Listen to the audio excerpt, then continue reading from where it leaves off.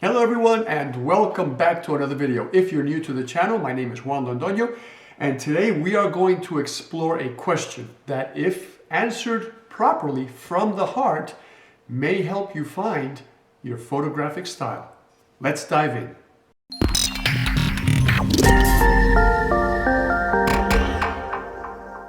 A common trend among photographers, especially once you've been doing this for a while and you start looking at other photographers' work, a common trend is you realize that other photographers have a particular style. And you ask yourself, I wonder what my style is. Then you start looking through your pictures and you realize you don't really have a style. You're all over the place. Or maybe you do. Maybe you're starting to find the style, right? So what do I mean by a style? Well, I'm talking specifically about not genres like I shoot weddings or I shoot sports. No, I'm not talking about genres. I'm talking about an actual style. So you might see a photographer that shoots and most of his pictures are very dark, right? They're not very bright. You might see a fashion photographer whose poses, right, are very evenly lit. Sometimes we call that flat, and flat has a negative connotation, so we don't like that, right? So we say very, very evenly lit. Others are very contrasty, right, in fashion. So photographers start developing this style, right? We're going to pose a question today, and if we answer this question honestly and quickly from the heart, first thing that occurs to us, it's going to at least pave the way to help us find our photographic style. Early on with my photography, I noticed that when I shot models and even other topics like landscapes and stuff, my lighting was very even, right? And I hated the word flat. I liked even lighting, but I ended up liking it for the wrong reason. I started liking it because I just liked the aesthetic, right? I had to pick and I chose even lighting and I really enjoyed it, and then I became really good at it.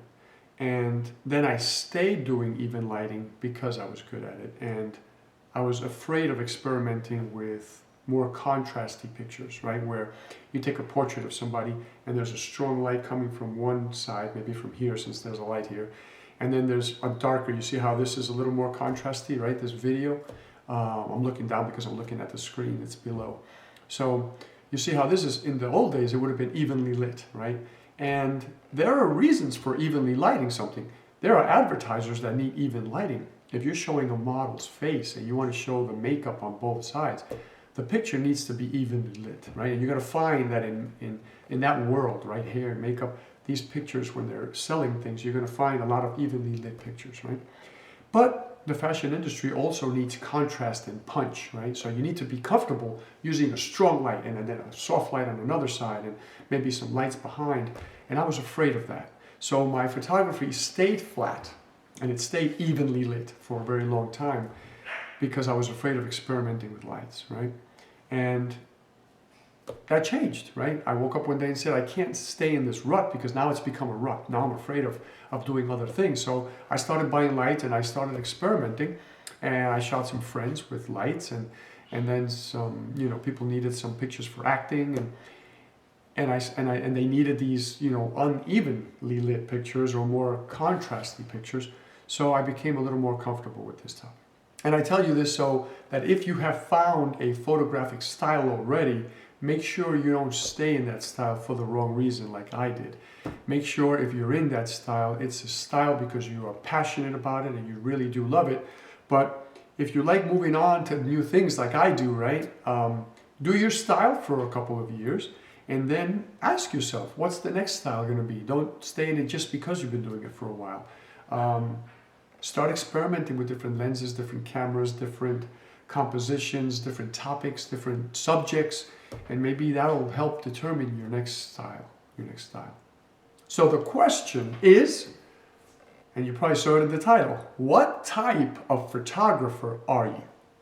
This type of open-ended question doesn't really mean much without context, but what it does is it allows us, like any other open-ended question, it allows us to answer from the heart, right? If you just answer quickly, right? Without thinking too much. Let me give you an example. Have you ever been to an interview, for example, and and they ask you, tell me a little bit, well, they tell you, tell me a little bit about yourself, right? Those questions always bothered me in the past. I felt the obligation to say, are you referring to home, personal stuff, or work? And a good interviewer, somebody who's just very technical is going to tell you, no, I want to know about your professional, career. Or somebody who's maybe like an HR person who's not thinking technically about the job you're going to be doing day to day may ask, tell me a little bit about, where you grew up and stuff like that. But a really smart interviewer will say, whatever comes to mind, just give me an answer, right? Because this is where they get to check where your heart really is. If you have kids and you start talking about your kids, that's where your heart is. If you start talking about your spouse, that's where your heart is. If you start talking about your education and how you got a master's degree and you're moving on to a doctorate, hopefully soon, that says a lot about where your mind, I'm pointing to my mind, right? Where your mind and your heart are. So these open-ended questions you see are very important, right? And of course you've been thinking about this, and I probably should have asked later what the question, but I didn't want you to lose interest, right? You know what the question is. So we're going to move on. It's kind of a game. We're going to play this game, and by the end of this short game, hopefully we'll have an idea, a better idea, which direction our photographic style is headed. This type of question, right, real quick before we get into it, really allows us to define our passions, right? Sometimes we don't stop to think about what passions us. And when somebody asks an open-ended question and we respond quickly, right away, we just answer it, right? We let it come out without even thinking. So the nice thing about this too is that there's no wrong answer, unless you're interviewing and the person wants to hear that you're a very technical person and you're involved with work, and you start talking about your family, that might turn them off. Or vice versa, you might talk only about work, and they're trying to get a little bit of personal stuff out of you, and then they realize this poor person has no life, right? I'm not sure I want to hire them. So when you're interviewing, you actually have to think about these things, and you have to balance it out a little, right? But for this exercise, there is no balancing, there is no wrong answer, right? I want you to take it and type it into the comments. So listen to what I'm about to say, then pause the video, okay? I want you to, when you pause this video, I want you to quickly go into the comments, type your answer. I don't care what it is, right? And you shouldn't either, just type your answer. What type of photographer are you? Type whatever comes to your mind. There's so many, there's probably 100 different answers you can give me, right? So just type it in. Don't read anybody else's answers. Try not to. Just go in there, type your answer, and then start the video back up again. So 1, 2, 3, pause. Okay, I hope you're back. You know what? I don't have my water. I left it at my desk back there. If you have your water, take a sip, take a beverage, whatever it is. If you don't, go grab it, pause the video. We're about to dive into some of these answers, and we're going to come up with your photographic style. For those of you that have been watching my videos, I don't know if you noticed or not, but the quality of this video is a little different. I am extremely excited because a very close friend of mine sold me this camera. It's a Canon C100, and it's in my new video camera for my YouTube videos. It doesn't record 4K. I've only been recording in 1080, so it's wonderful. This is a professional, video camera. So stepping up the game a little bit here, right? We're coming on to 2023. We've got to step up the game. So I hope you like the image. Let's move on. I got my water after all. So here are some possible answers, because obviously I'm recording this, so it doesn't exist yet, right? These are some of the answers I'm expecting, okay? And I wrote some of these down. Are you a kind photographer in a world of rude and impatient people? Maybe you acknowledge that you're an impatient photographer, right? I mean, the truth is the truth, right? And that's good because for many things, it's something you can start working on, right? If you think that maybe you've lost some clients because of that, but it also may help define your style, right? We'll talk about that. Are you a technically sharp and proud of your abilities photographer, right? Some people are just very technical, and I started very young with photography, and I had a very engineering-oriented mind. I love engineering, that's what I went into. So I always loved to see how things work, and I took things apart. Old cameras and old lenses that didn't work, I ripped them apart and just had to see how these things worked. So, maybe you're that, and maybe you pride yourself in being very technical as a photographer. Maybe you're a wedding, sports, nature photographer, and maybe that's the first thing that came to mind, right? Now you're talking about a genre, and maybe you've chosen this genre because it took you a while to hone in on a genre, and you're very proud of the fact that you've decided to be a wedding photographer, or a sports photographer, or a nature or landscape, or whatever it is, babies, pets, animals. Or maybe it's the other way around. Maybe you're stuck in this genre, you don't know how to get out, and that's the first thing you thought of because you just don't know what to do. Are you a black and white photographer? I have a friend that shoots almost exclusively black and white, and he shoots digital. Even honing in on, more specifically, are you a film photographer that shoots black and white? Maybe you're just a film photographer in general, color or black and white. And maybe if you're a film photographer, you're a medium format shooter, right? 6x4.5, 6x6, 6x7, or maybe you're a large format shooter, 4x5 negatives, 8x10, right? So very specific. Was that the first thing that came to your mind? Perhaps the answer you gave was novice. I'm a novice, I'm a beginner, right? First thing that comes to mind, I'm a beginner. I'm happy to be a beginner. I had to start someday, right? Maybe you're a professional. Maybe you've been doing this so long and you're so technical and so sharp with photography. Maybe the first word that came to your mind is, I'm a professional. Or maybe you're just extremely creative and the first thing you wrote down was, I'm creative. I'm a creative photographer. Here are a couple more. I'm a curious photographer because you wander outside of places where everybody else is, right? Maybe you're a traveler type of photographer, right? Where you just have to go to a different place every time, different countries, different cities, and that's what you enjoy because you're also getting to travel. Maybe you're a macro photographer. You have to get way in on something, right, to really appreciate it.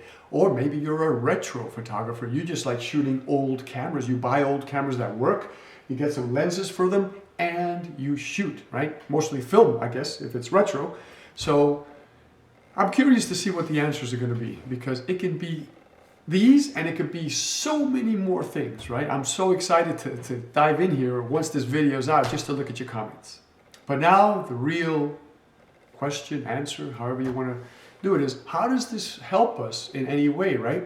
Well, once you've identified what type of photographer you are from here, right? You can start knocking out and scratching out some things that you previously had to imagine or wonder about. So if I had to give you one word about me, what type of photographer am I, right? This will help you as well. Quick answer, the first thing that comes to mind, I don't know if this is the right word, but the first thing that came to mind is curious, right? And I used that word when I was giving you examples. Why curious?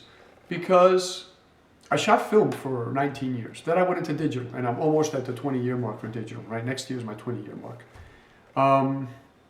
So that kind of tells you, right? I'm not a young puppy anymore. But I started shooting film again, right? Very curious because, I don't know if curious is the right word. So I have this personality type where I don't like doing what everybody else does. I don't buy the cars everybody else buys just to be different sometimes. But I try to buy good things, not just something crappy just to be different, right? So kind of like the underdog, right? I try to and if there's a good camera and I know it takes good pictures, I'm not going to go buy something else. I'm going to buy that good camera, right? But I'm talking about in general, right? So if there's a path everybody's taking to go down to the beach, I'll find another path. Not just to get good pictures, but to see something different, right? And that carries on into my photography. So maybe you can help me with the word, because I don't know what word it is, but I know what type of photographer I am. And it's this type of photographer that I don't want to be doing what everybody else is doing. So it took me a little while to get into digital because I was happy with film, right? I didn't want to be doing digital just because everybody was jumping on a bandwagon. But when I saw how beneficial it was, I moved into digital, right? But I've been doing that for a while. And I did different things with digital just so that I wasn't doing what everybody else was doing and to keep it interesting for me. But now I'm experimenting with film again because not too many people, it's coming back, right? Everything retro is coming back. I have a video on that, but it's not strong by any means, right? So I like the fact that I can experiment with film, do something a little different. Now I'm experimenting with medium format film, something I never had when I was younger because I couldn't afford it. And I'm even thinking about large format film. And I'm so excited, right? So I'm doing all these things because they're new, because they're different, because I get to experiment, because I'm curious. So whatever the word or words are, That's my thing, right? So how does that help me find my style? It helps me find my style because once I realize, for example, that and by the way, your style doesn't have to be your style forever. You can change your style. You can do your style for a year, 2 years, 3 years, and then you can change it up. My friend who's shooting black and white may decide to do contrasty color one day. You never know, right? So the style that I'm getting into film, and I'm so excited that I'm going to be shooting more film. And even when I shoot digital, I put these medium format lenses from the film days, right? 80s, 90s. I'm putting these lenses on my digital cameras and I'm getting this 70s, 80s look to my pictures. So what's my style? Well, I just said it. It's retro. My style is retro. The photography that I'm going to start putting out in a few weeks and months and maybe for the next couple of years is going to be very retro. It's going to look like photography out of the 70s and 80s. It's going to have a feel, a character. And I love it. I love it that I'm going to do something different for a little while, right? Digital cameras today are very accurate, right? And we call this very clinical. So they see exactly what you see with the same colors and sharpness and, and then you look at the picture and it's a little too sharp, right? Is there such a thing? I don't know, maybe. So these old lenses on new cameras, new digital cameras, they introduce a little softness. They're not as sharp, maybe. And then you put them on a film camera and then you have the grain and you have the color tones of the film. Beautiful. And you can do that with the Fujifilm cameras, right? You can bring up on a Fujifilm digital camera, you can bring up one of the film simulations. But even better, if you're shooting film, you don't have to, right? You're shooting the real thing. So how is this going to help you? Well, it depends on your answer, right? If you said you are a black and white shooter, then well, it's not really a genre. It is a style, right? A genre would be sports or weddings. You can shoot weddings in black and white, and you can be that photographer that's known around the country, around your part of the world, as a black and white photographer. And that is interesting to many people, right? I don't want just a regular wedding. I want a wedding shot in black and white. Oh my gosh, if you can advertise that, that becomes your style for a while, right? You can do that in sports. You can do that in anything, in any genre. If you said, I'm a professional, right? How does that define your style? Well, start looking at your pictures and start expecting more of yourself. If you're a professional, truly, look at the pictures and look at everybody else's pictures that really draw attention and ask yourself, are you at that level? Or are you prematurely considering yourself a professional, right? If your pictures are at that level, then you found that style. That style is going to be very clinical, your compositions are spot on always, right? Leading lines, curves, everything is just where it needs to be. Rules of thirds or center when it needs to be, right? You're a professional. You think of all these things. The colors, right? Are the colors complementary in all your pictures, right? So start pushing yourself, and that's going to be your style. Everything is immaculate in your pictures. When somebody who is running a museum or an art gallery looks at your pictures, they're going to say, wow, the colors, the composition. My gosh, everything is like right out of a college, photography class. It's spot on. If you're a kind photographer, I'm sure somebody is going to respond that. What does that mean for your style, right? What are you photographing? Maybe you're photographing people helping themselves, helping each other, right? Kids helping each other, animals helping people, people helping animals.